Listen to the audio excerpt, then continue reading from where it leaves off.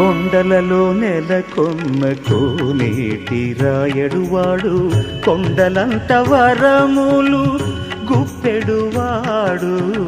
కొండలలో నెలకొన్న కోనేటి రాయడువాడు, కొండలంత వరములు గుప్పెడువాడు.